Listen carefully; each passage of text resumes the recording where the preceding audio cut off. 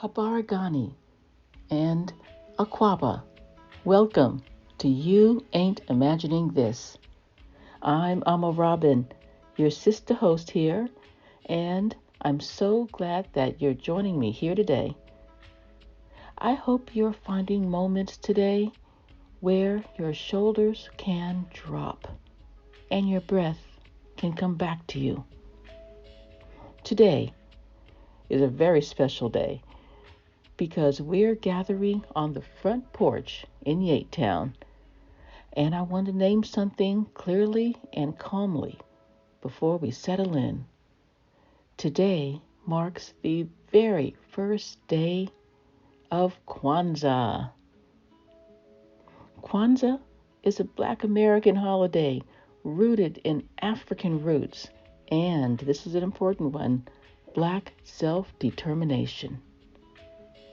The first principle of Kwanzaa is Umoja, and that means unity. Not unity as a slogan, not unity as perfection, but unity as practice.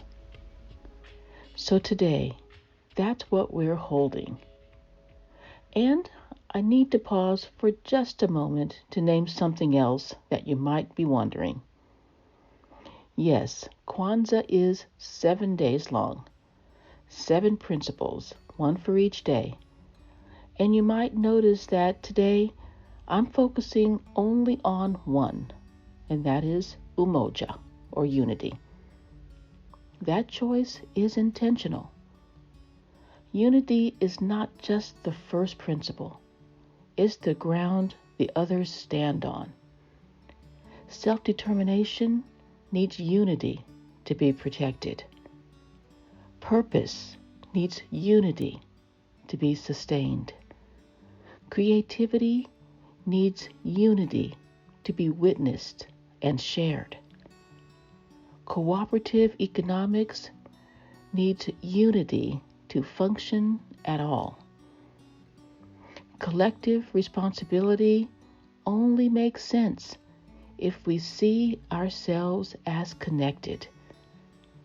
And faith in ourselves, our people, our future, cannot flourish in isolation. Without unity, the others struggle to take root. Without unity, they become ideas instead of practices. So today, I chose to rest inside unity, to let it breathe, to let it hold us, not because the other principles don't matter, they matter a lot, but because unity is what allows them to live. This is not the whole story of Kwanzaa. It's the foundation, and sometimes returning to the foundation is exactly what we need.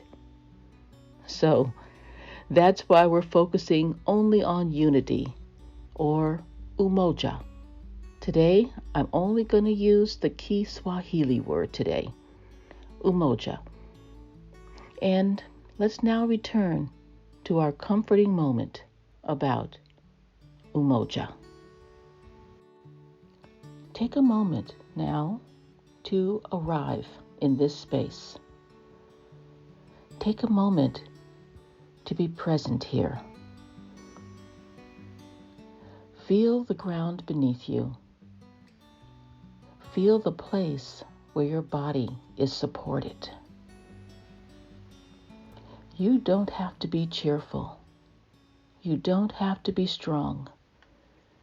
You don't have to explain yourself to anyone here. The front porch is steady tonight. The air is cool but kind. The porch light is on, soft, reliable, unchanged.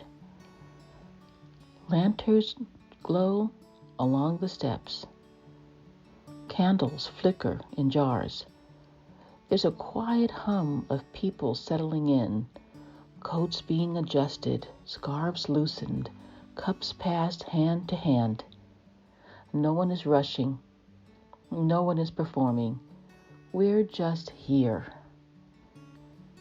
Umoja often gets talked about like it's loud, like it requires agreement, like it means we all feel the same way at the same time.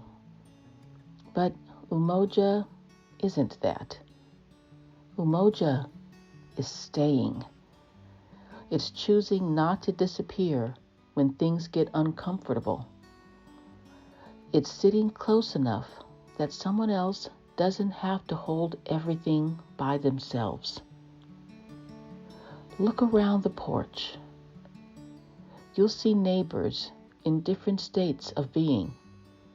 Some are talkative, some are quiet, some look rested, and some look worn down to the bone. Some are grieving, some are hopeful, some are both. And still, they are here. We are all here. That's Umoja. Today, no one is asked to carry the whole load. The weight moves around. The care circulates. Someone notices when a neighbor's hands are cold. Someone shifts closer when another's breath grows shallow. Someone offers presence without asking for details. This is how Umoja shows up in real life. Our ancestors knew and understood Umoja. They practiced it in kitchens and fields, on porches and back steps, in churches and living rooms, and places the world never thought to look. They knew that surviving alone was never the goal. Surviving together was. They shared food when it was scarce. They shared songs when words were dangerous.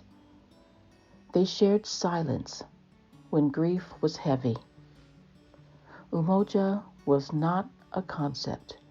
It was how they made it through the night. You might feel them here with us now. Not looming, not instructing, just present, standing nearby, sitting on the porch rail, listening, holding the space steady. They're not asking you to be more unified. They're reminding you that you already are, because you showed up. Now let's take a slow, deep breath in through the nose and sigh it out.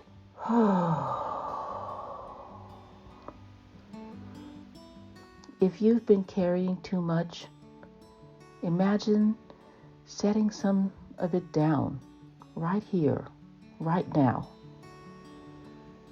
Not forever, just for now. Let the porch hold it. Let the community hold it, your community. Let the ancestors stand watch for a moment, your ancestors. Umoja does not mean that you're never tired.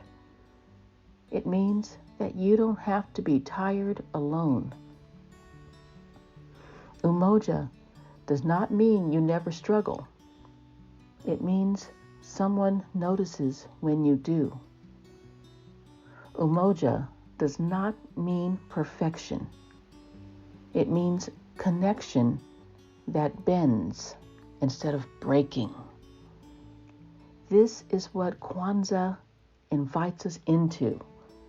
It's not performance. It's not explanation. It is practice. And as we sit here together for a few more breaths, I want to remind you of something important. This gathering doesn't only happen on the front porch. Umoja can show up in the garden when when someone walks beside you without trying to fix anything. It can show up in normal books when a story tells you the truth you didn't have the language for yet. It can show up in Umoja Cafe when laughter carries more healing than advice. It can show up in your own home when you choose gentleness over urgency. It can show up in your own mind when you stop talking to yourself like an enemy. YAIT Town is a place you can return to again and again, especially when the world feels sharp. And these comforting moments will continue because we need reminders like this, not once a year, but often. Sometimes every week, every day, maybe even every minute, and all of that is okay. Now, before we close, let's take one more breath and sigh it out. Feel your body. Feel the support around you. Feel the quiet strength of being connected. We don't carry it alone. We were never meant to. Happy Kwanzaa. Happy Umoja. And remember, you ain't imagining this. Heri za Kwanzaa. Wishing you a blessed Kwanzaa. One love, fam.